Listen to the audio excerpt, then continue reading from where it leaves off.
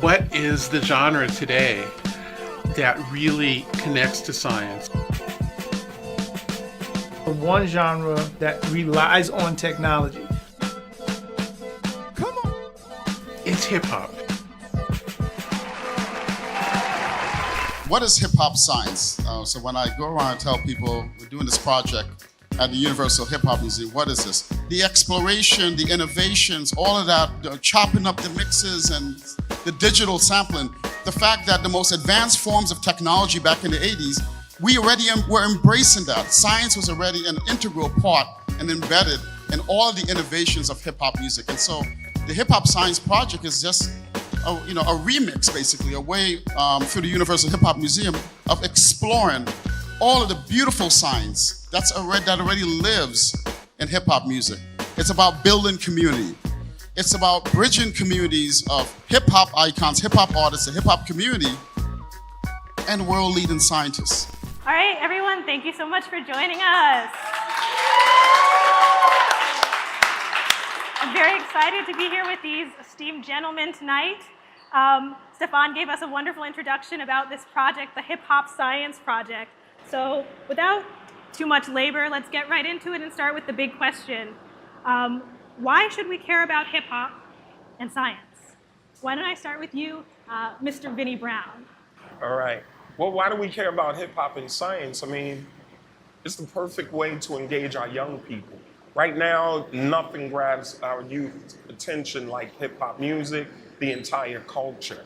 And I believe, somewhere along the way, some of our youth think that they may not need a formal education, They could just go out in the street, do and participate in hip hop, and then they could make it in the world. Well, chances are that 1 out of maybe 100,000 could do that. But, the rest of our kids are sort of disenfranchised and they just sort of don't get it. But to re-engage our kids, especially right now with hip hop being 50 years old, hip hop has matured so much. And this is the perfect way to re-engage our kids re-engage and reintroduce our kids to education through hip hop. Very interesting points. From the point of view of a scientist, then, President Spergel, what would you say to this question about why we should care about both hip hop and science? Well, first, just call me David. So when I think about what is my metric of success in something, what matters? And what matters to me is when you have a piece of work, whether it's a piece of art, a piece of music, a piece of science, that changes the way you think about something. And I think the opportunity in bringing together hip hop and science is to both be able to change the way we think about science and also change the way we think about hip hop. To recognize that it's built on deep mathematics, as Stefan emphasized, it has been at the cutting edge of technology and just built on the science. So the exciting thing about bringing these together is to open our minds and change the way we think about things.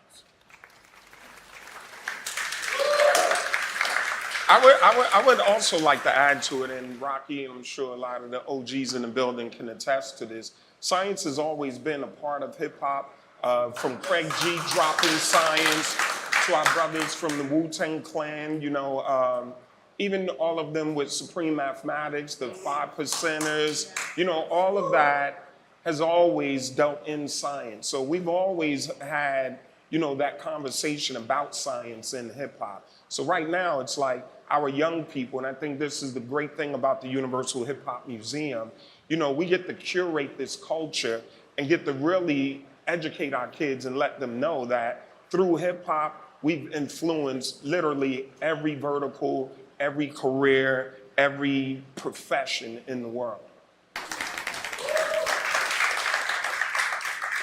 Continuing on with that point, I think it's interesting that you noted how technology is an integral part of hip hop. Can you just, you already named a few, but explicitly, can you tell us some of the examples of the specific technology that was used by some of these pioneering groups?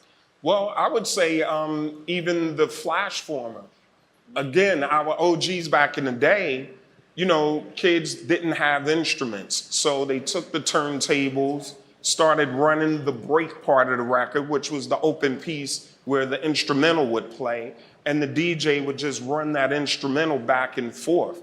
And then next thing you know, with a mixer, they had a crossfader and you began scratching. Well, I remember back in the 80s, DJing and scratching, it blew up so big, and Grandmaster Flash was such an integral part of it. They created this flash former technology. So it came from those raw elements, and then the technology began evolving, and they started building beat machines and building, transformer machines just to service hip hop DJs in the hip hop culture.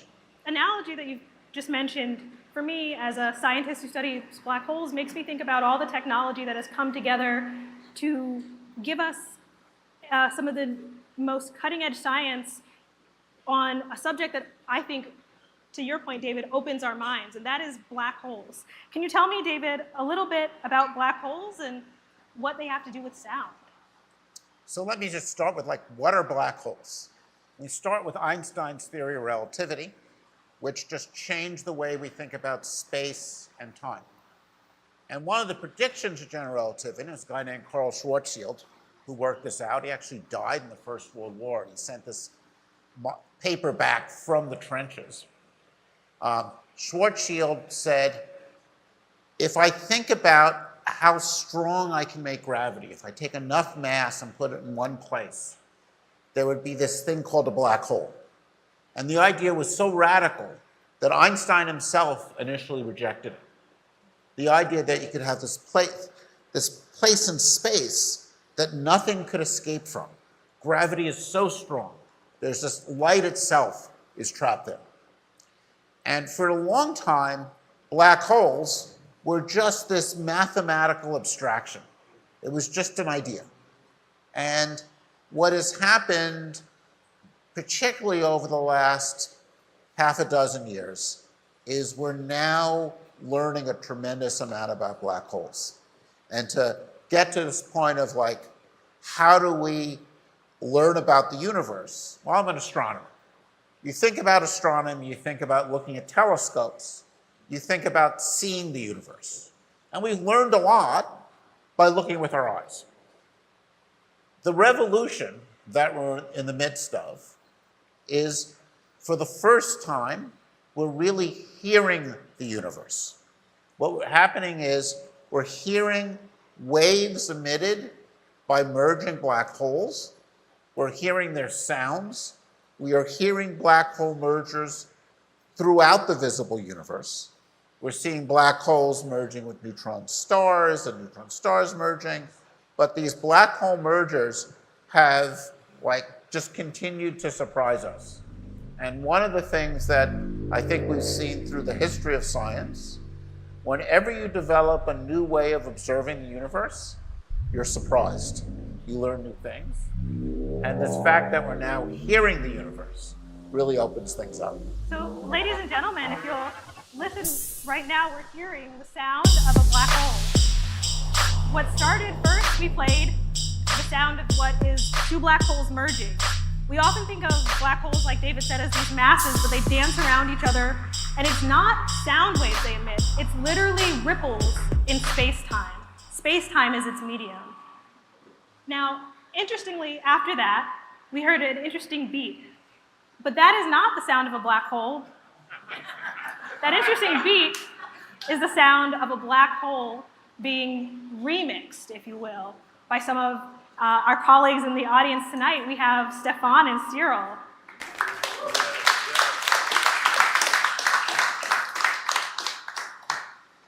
Taking these waveforms from black holes and making these interesting beats is pretty cool.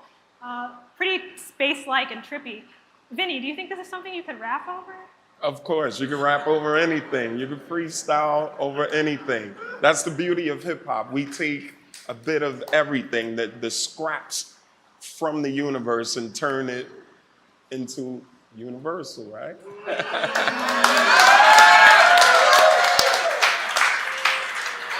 I love this idea about taking scraps and pieces of the universe and how technology has brought us further into both science and hip hop. So I have an interesting question. How do you think this new technology introduced into hip hop has helped or harmed artists in their creative ability and authenticity? Oh man, I think this technology has helped leapfrog our kids into, you know, just being the innovators that they are. I just spoke at University of North Carolina, Chapel Hill the other day. There's a bunch of college presidents there. And my concern is that our formal educational institutions, perhaps, they may be slower than technology teaching our youth. You know, if you look today, our 2, 3-year-olds, they have a tablet in front of them. They're able to, you know, move things around and learn tablets. I have friends who taught their kids the first line of code at 4 and 5 years old, you know? So I think technology is a great thing. I think it's gonna help our youth, especially our inner city youth. And again, I love what's going on here with, you know, the hip hop, Universal Hip Hop Museum being right there in the birthplace of hip hop, the Bronx. Our kids could come in there and not only learn about hip hop, but really go back in the lab and get involved in science, because personally, I love space. You know, always growing up, I've always been amazed at space, and I follow what's going on and just realizing how it expands. And, you know, again, as we look deeper and further into space, and we're discovering how many more galaxies are out there and the chances of life out there, it's really mind-blowing. And I think us as human beings on Earth, we're kind of complacent thinking that we are the end-all be-all, but in comparison to space and in comparison to science, it's like, wow, we're really minuscule. And if we all work together to study more about the space and about the universe and about galaxies, we really realize, or it'll help us discover how we got here and how we operate and what is this soul we have and where does it actually go.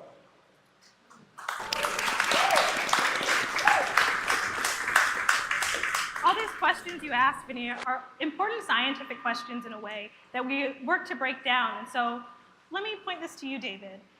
As a young person, I'm curious, as someone who's now a scientist, what your relationship was to music and how this has augmented or colored your approach as president of the Science Foundation, a foundation that supports a lot of this fundamental science going after these important questions.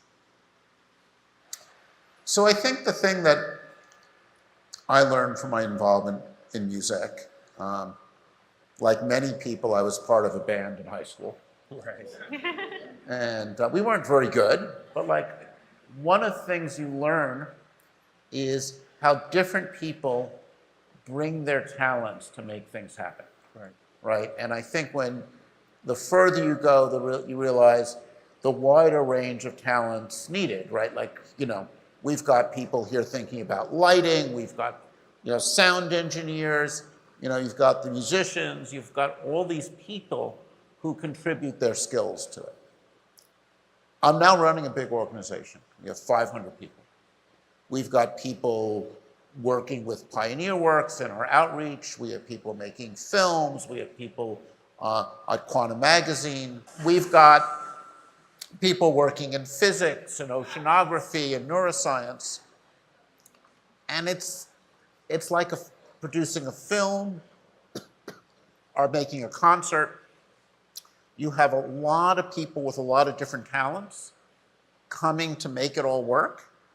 And the thing that, you know, I've learned as kind of, you know, president, you're kind of like the producer. You're like the one who has to bring all the pieces together and get the most out of everyone and get them to like push a little bit further. And I think it's that element of, you know, working cooperatively and working together and respecting everyone's different talents that I learned most from, you know, my own early experiences with music and that I've brought to the job. Would you say, Vinnie, that you can relate to this as having worked in a hip hop group, Naughty by Nature? Oh yes, you know, with the human experience, you know, that collaboration, it's a tough job. I mean, my group has been together probably over 40 years. I'll be 52 years old this year. We assembled our band in about 1985, 86. So we've been literally married to each other and fighting to rip each other's necks off at some points. But hey, without that energy, without that collective energy, you know, you can't make history, right? So we worked so young. And when I look back at it right now, I'm like, wow, we collaborated just as friends at 11, 12, 13 years old. And we quote unquote made it in 91 and won a Grammy Award and went platinum at 21 years old. When I look back at it, I'm like, wow, we were kids. We were kids in the lab. We were kids in the lab experimenting. We were kids in the lab troubleshooting. I mean, we're from New Jersey. I remember coming over here to the epicenter of hip hop. And back then, if you weren't from the 5 boroughs, you couldn't even be down. So I remember at Cool DJ Red Alert's birthday party, we picked up the mic and said we're from Jersey, and we got booed out of the whole arena, you know, out of the whole club. So it's these learning experiences and it's the trial and error that, you know, it takes, you know, that collaborative effort. And again, that's what I love about science and I love about what we're doing here, because unfortunately, a lot of our kids have been displaced. We've been at a disadvantage. And now I know, you know, it's a part of the human experience, because no matter what color skin you are, no matter what religion you are, when you look up in the sky and you see the moon and you see the stars, it's really humbling and mesmerizing. And to me, the human experience with the entire global population working on problem solving and working on, you know, moving society forward together, the more people involved, the better off we'll be and the faster we'll advance.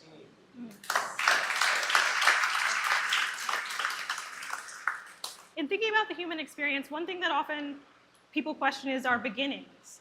And so just to go back to black holes for a moment, I want to hear you, David, tell me a little bit about how our technology is now allowing us to hear the beginning of the universe.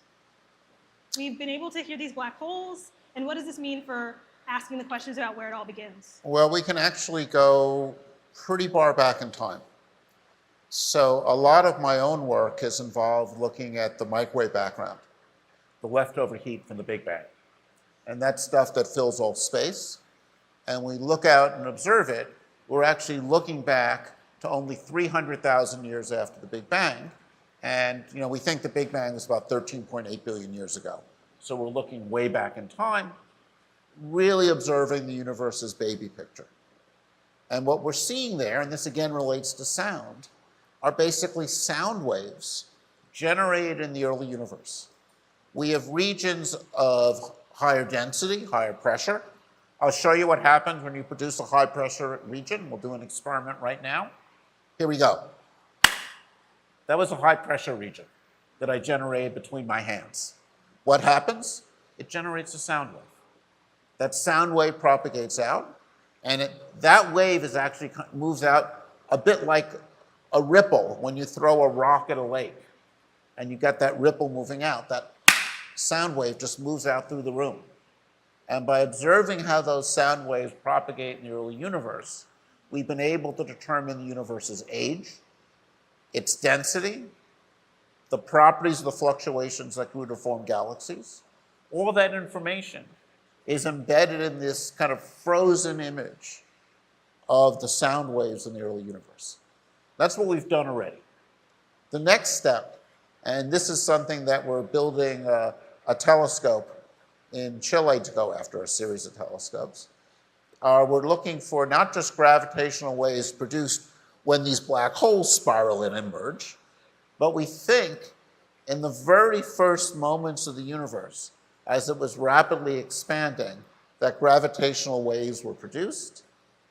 These gravitational waves will leave an imprint on the sky, and we're looking for those. And we're hoping by observing those, we're inferring things about what happened at the first moments. We're actually also learning about the connections between the two great ideas of 20th century physics. 20th century physics, you had like general relativity coming from Einstein, and you got quantum mechanics. And what we have been struggling to do, really for the last 40 years, is figure out how can we bring together quantum mechanics and general relativity. And when we talk about things like string theory, and again, that's kind of a musical thing where we're looking at vibrations of strings, that represents our current best attempt to bring together quantum mechanics and general relativity. And one of the things that I'm particularly excited about by the idea of detecting these gravitational waves, hearing the first moments of the universe, is not only will we learn about our origins, but I think we have potentially the opportunity to get novel insights into the nature of space-time.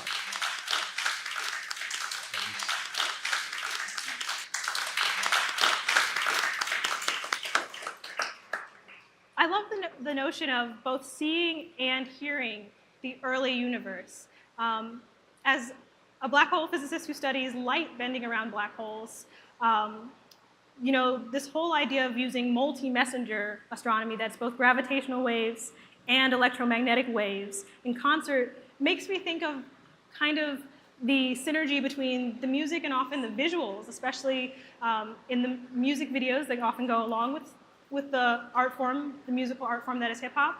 And it also invokes in me this whole idea that people are now purposely doing visual albums. I would love to, if Cyril and Stefan are up for another job when we have such data, I would love a remix of a visual album. So I've heard a lot of interesting themes here, guys, about working together, about technology, about unification. So back to the kids and those kids trying to come up through the world, so often disenfranchised. I want to know, in your opinion, is it possible to be both a scientist and a hip-hop head? Of course, of course. Because, as a scientist, right, I guess you're an explorer, you're an experimenter, right? You're doing a lot of research. And it's the same thing when you're creating music, right? You're taking these instruments, and even with all of these sound waves, we're talking about even drill music right now, right? There's a lower end hard bass to it, and what we're getting out of it is the kids are really aggressive. And then, that drill music is being blamed for a lot of violence that's in the rap music right now. So our challenge is, how do we change those vibes, Naughty by Nature, we're known for, hey, feel-good party music, a song like a Hip Hop Hooray or Feel Me Flow.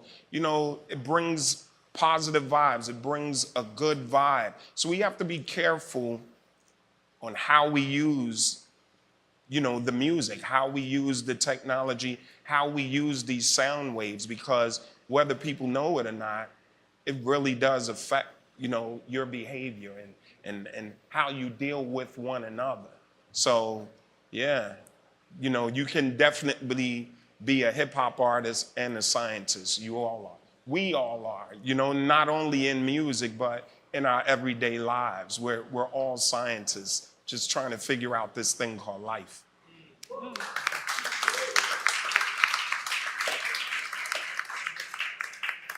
David, if I could, given this whole context of what we've been discussing, what would you say for both the point of view of those who are the next generation, like Vinnie was talking about, but also us as a community of scientists in fostering their education and their growing up? What do you think are the biggest takeaways we can come away with as we approach trying to imbue upon the next generation that science is cool, it's experimental, it's interesting, and it's important for us as a collective?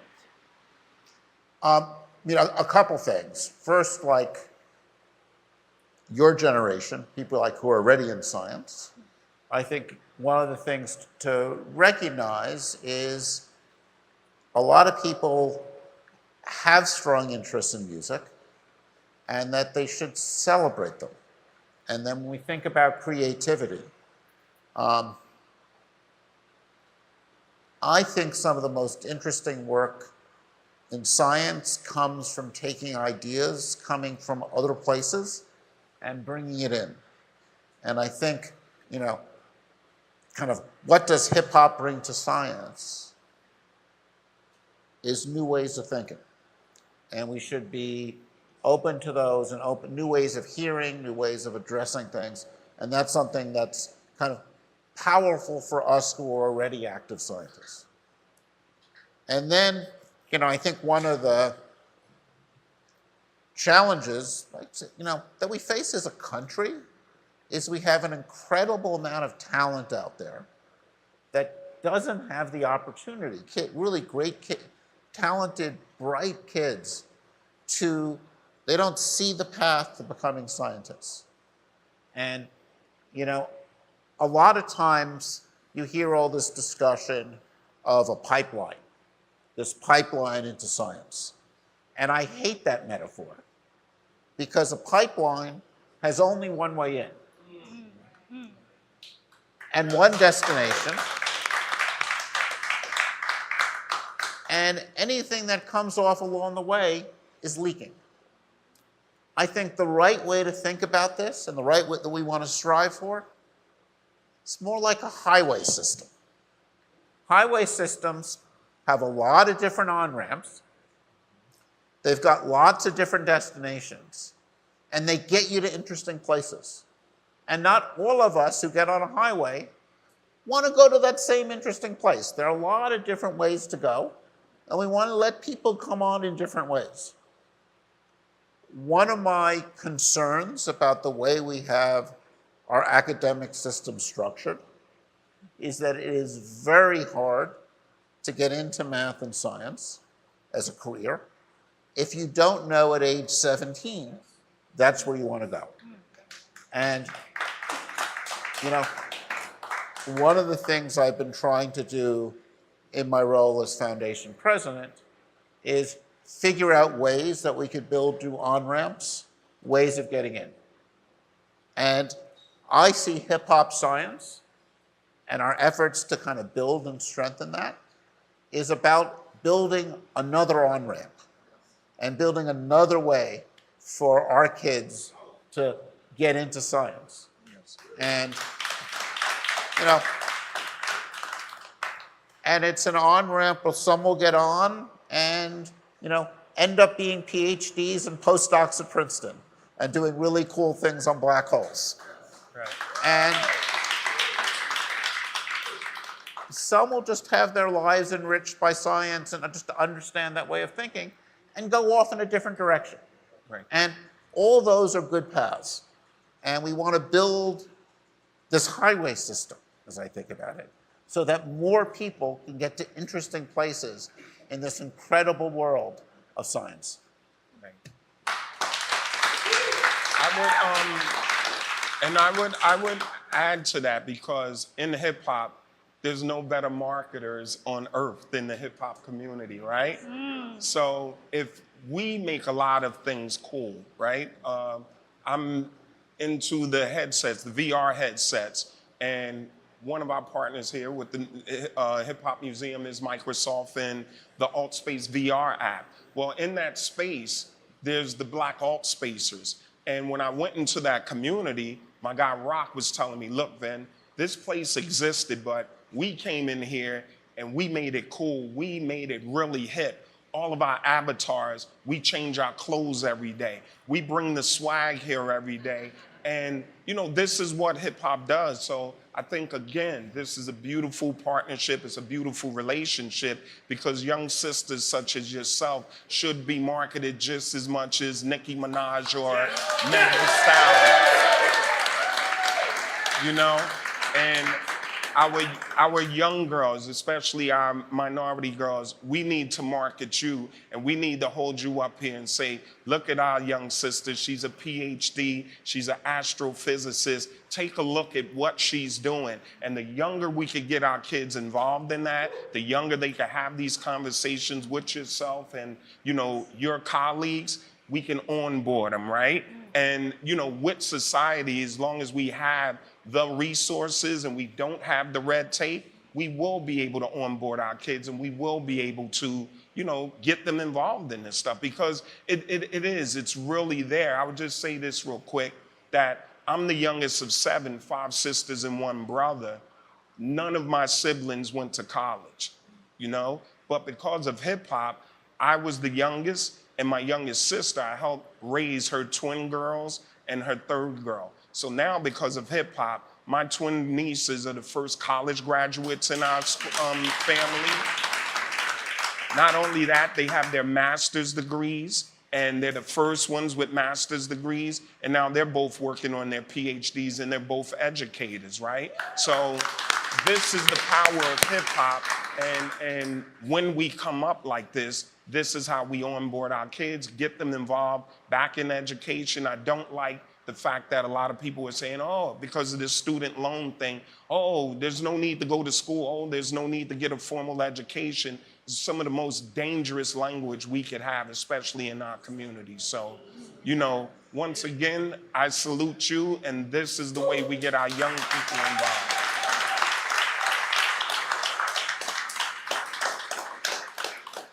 Thank you for the kind words. I must say, in talking about onboarding, I of course have to give the credit for my position being where I am to my parents. My father, for instance, was the first in his family to go to college as well as get his PhD. Speaking about onboarding, can you tell us a little bit about Nerdy by Nature? Yes, Nerdy by Nature. Well, I saw, you know, of course, a lot of people bootleg our trademark and logo as Nerdy by Nature, but I saw this flip of our logo called Nerdy by Nature. And in my hometown of East Orange, New Jersey, I work closely with the school district, and we have a STEM school. So, you know, I go around to all of the different schools and I understand what's happening with STEM. So being a part of the Universal Hip Hop Museum and meeting Ed Young and Steph over here and seeing what's going on, I was like, wow. And then having access to great scientists such as yourselves, I'm like, wow, this is a curriculum that I would like to bring over to my school district. So they already have STEM in place, and me using my, you know, leverage as Naughty by Nature and my networking to bring other resources to this STEM school, and then have a special curriculum called Nerdy by Nature so our advanced students will participate in that.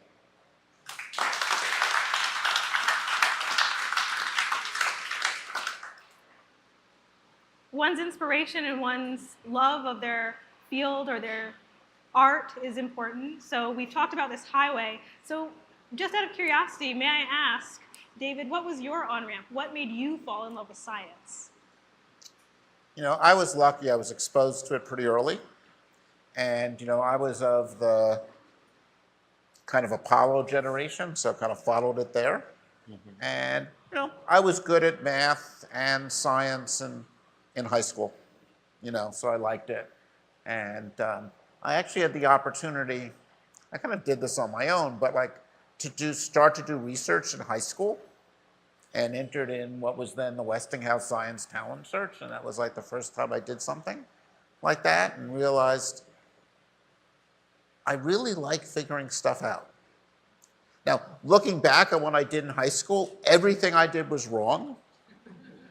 I was doing it on my own. I actually used, when I taught numerical methods, I actually used my high school project as the first assignment to show students how you can do things incorrectly. But like, you know, learning from that, that's sort of what got me in. You know, when I got to college as a sophomore, I was already kind of interested in physics and math. So I was taking the right classes. I took general relativity and worked through Misner, Thorne, and Wheeler's book over the Christmas break and just looked through that. And it was like, this is so incredibly beautiful. The sort of deep mathematics there. And I think that's what got me on my path. And Vinnie, for you as well, what was your on-ramp into your hip-hop journey? It was a music video. It was Gladys Knight and the Pips Save the Overtime for Me video. I believe they had the New York City Breakers there, and I remember watching a guy, doing this thing on the floor, and he turned his body and did a backspin. I'm like, what on earth is that? And just to see, like, he could do that and just flip his body and spin, to me, it was like science. How the heck do you do that? So I first got involved by being a break dancer. And again, some of the stuff these guys are doing today is amazing. And because of the culture, it was breakdancing and beatboxing and the graffiti art and the rapping came later. And, that's how I got involved. So thank you, Gladys Knight and the Pips. We have a few audience questions here that we want to try to see if we can sneak in. Hi, my name is Elia Tubo. I'm a recording engineer, record producer, and I have a question that I want to address to the panel. I want to start it this way by saying that George Clinton said that the DNA of hip hop is R&B, okay? And R&B stands for rhythm and blues. What happens when hip hop, the intention is science versus blues? That the mathematical equations of music and, say, the example of the black hole, for us to expose our children to that information and have them process it so that hip hop is now expressing mathematical principles, scientific data. The lyrics are basically giving information, and as you said earlier, we learn by doing over and over and over again. So now I'm asking the panel to know that hip hop is actually taking a direction in which our motivation is science. What do you think that's going to be like? Thank you. So let me actually start with, I think, what to me is the deepest connection between music and science and mathematics. Like, why do our brains like musical patterns? Like, what in us attracts us to music? What in us attracts us to mathematics, attracts us to science? And I think it's actually coming from the same part of the brain. It's using our brain to find order, to find patterns. And there's a pleasure we get from music that I think is very similar to the pleasure we get from mathematics. And this is something that those of us who are sort of fortunate enough to explore the mathematical structure of the universe, it's, to quote my friend Stefan, it's like the jazz of the universe, right? And I think that, to me, is a really deep connection. And when, you mentioned hip hop starting with rhythm and blues. It's like rhythm and patterns. That's the root. That's where mathematics begins.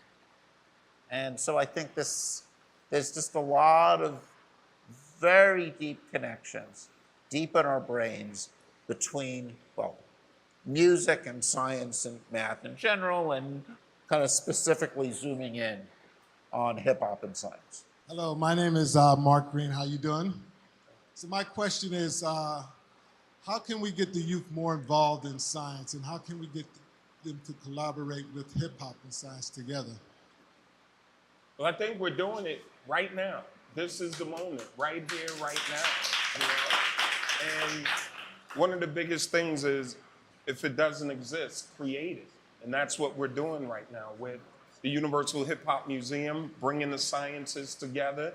This is one of the first major events. Again, this should be marketed and cheered about like you won a Grammy Award. And to inform our communities, to inform our parents that this collaboration exists. And again, the younger we get our kids involved, the more we put science in front of them, it will spark, the brains of these youth.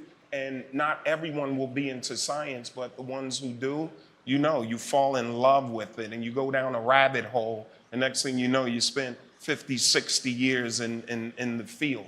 So the time is now, and we're here doing it. In terms of paths into science, let me actually use this as a moment to advertise something new we're doing. Some of you may know this program that Freeman Hrabowski, one of the great African-American mathematicians, started at University of Maryland, Baltimore County. That's been a program that has trained something like half the African-American MD PhDs in the country, and it's been a great pathway to graduate school.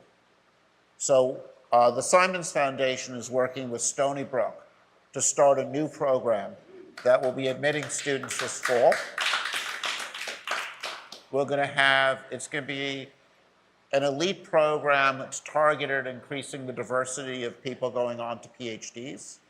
We'll be fully funding 50 students that we admit each year for 4 years, hook them up with summer research projects every summer, a lot of mentorship, a lot of support, and the goal is to create a bigger cadre of excellence, drawing from, targeting particularly the African American community in the greater New York area who'll be going to Stony Brook. Right. So,